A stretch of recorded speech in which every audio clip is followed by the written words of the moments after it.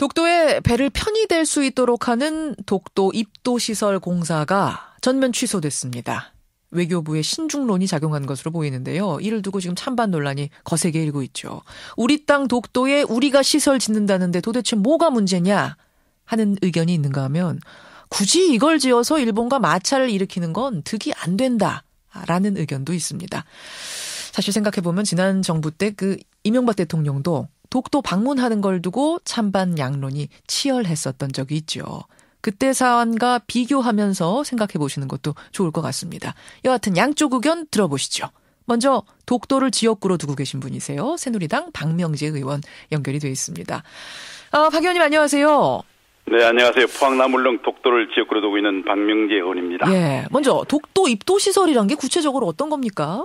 지금 이 독도에 지금 방문객들이 1년에 20만 명에 지금 달하고 있습니다. 독도 혹시 가보셨습니까? 저는 못 가봤습니다. 독도에 내려보면 아무런 시설이 없습니다. 그 경비대 시설 이외에는요.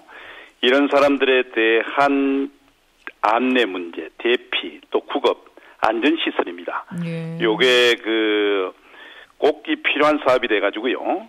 애초에 총 공사비가 90억입니다. 예, 90억인데. 예. 3억 원을 들여서 2012년도에 경북도 예산으로 이미 설계가 끝났고요. 예. 작년에 최초로 제가 예산을 반영해서 금년에 30억이 반영돼 있고 사실 내년도 예산에도 지금 21억이 해수부 예산이 편성돼 있습니다. 지금 예. 이 입도시설이 잘 안 돼 있어서 가고 싶어도 못 간다고 하는 사람들도 있습니까?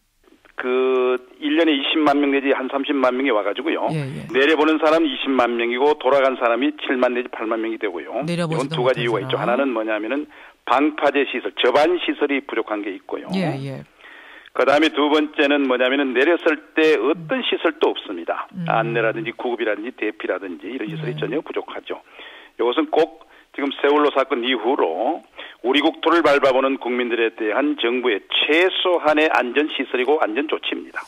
자, 그런데 지난주에 갑자기 총리실이 회의를 소집해서 공사계획 철회하기로 이렇게 결정을 했습니다. 이게 어떻게 된 건지 좀 상황을 알아보셨어요?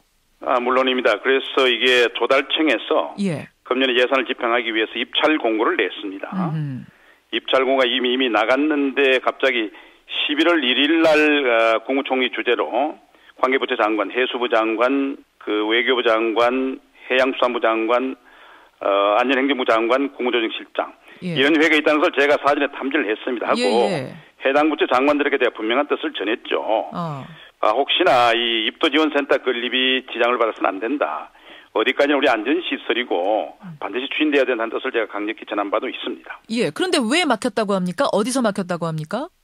그때 이제 회의 결과를 이제 총리에서 발표했는데 예. 다 아시다시피 안전관리와 환경 또 문화재 경관 이런 문제 등을 갖다 고려해가지고 좀 더 추후 검토가 필요하다 하는 이런 결론을 내렸다고 지금 정부에서 발표하고 있습니다. 독도의 환경 파괴 문제, 즉 천연기념물이 이 공사 때문에 파괴되지는 않을까 그 문제 때문이라는 게 하여튼 가장 표면적인 이유로 지금 알려져 있는데요. 예, 시설의 안전관리 문제 예. 이런 것들이 이제 검토가 됐다 그럽니다. 정말 그것 때문에 중단해야 되는 상황은 아니었을까요?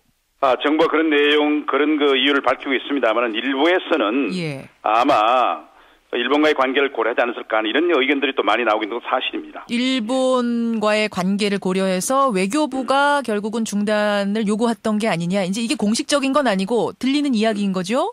그래서 지금 언론에 그런 보도가 많이 나오고 있죠. 예, 확인은 못 하셨습니까? 예, 물론입니다. 자, 그럼 그 이야기를 한번 해보죠. 일부에서는 이번 결정 잘한 거다. 괜히 일본 자극해서 갈등 일으켜봤자 독도가 국제적인 이슈가 되고 그러면 국제 분쟁지처럼 보이고 그걸 지금 바라고 있는 게 일본 아니냐. 거기 넘어가선 안 된다.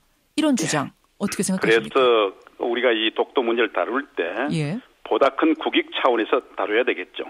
불필요한 마찰을 불러일으켜서 분쟁지역화되는 것도 바람직하지 않고 예. 저는 이 모든 것을 떠나서 이 안전시설만큼은 제가 분명히 얘기했습니다. 이건 군사시설도 아니고 우리가 독도의 실효적 지배를 강화하겠다는 정부 정책에 본다면 이건 반드시 있어야 될 그러한 필요하고도 꼭 안전한 시설이다. 실효적 지배를 강화하기 위해서 꼭 필요한 시설. 그렇습니다. 예. 왜냐하면 실효적 지배라는 게 뭡니까? 사람들이 가서 밟아보고 사는 거 아니겠습니까? 방문하는 것. 아하. 지금 1년에 20만 명, 30명이 방문하는데 그들에 대한 안전시설을 만들어서 제공한다는 것. 이거는 영유권 강화의 첫걸음이라고 생각합니다. 예. 근데 외교부 출신 뭐 장관이라든지 이런 분들 만나보면 그분들 말씀은 좀 다른 말씀을 하시더라고요. 예.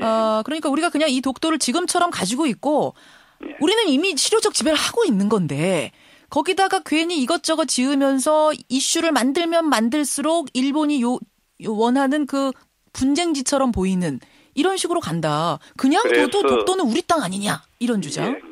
그래서 말씀입니다. 예. 다른 불필요한 군사 시설이나 이런 것은 자제할 수도 있겠습니다만은 바로 2005년도에 이 천년 기념물로 지정됐던 독도에 대해서 일반 국민들에게 허용을 합니다. 입도 허용을 하게 되고요. 예. 2008년도에 이르러서 이제 본격적으로 독도 방문이 늘어나게 됩니다. 예.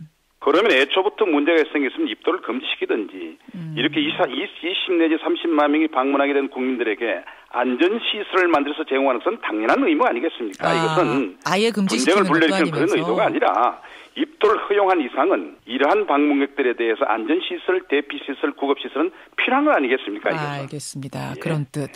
아니 근데 또 애초부터 이런 문제가 생겨서 그런 문제를 고려해서 안 했으면 모르겠는데 이건 타당하다고 했기 때문에 추진되어 오던 사업이 갑자기 중단되니까 그게 문제가 생기는 거죠. 만약 진짜로 입도시설을 만들기 시작할 때 이제 공사가 시작이 됐는데 일본이 항해해오고 국제 분쟁지처럼 비춰주면 그때는 어떻게 할까요? 그거는 외교부에서 이제 외교부 내지 우리 정부 당국에서 대처해야 되겠죠. 그 문제까지는. 예. 그건 그냥 당당하게 대처해야 된다.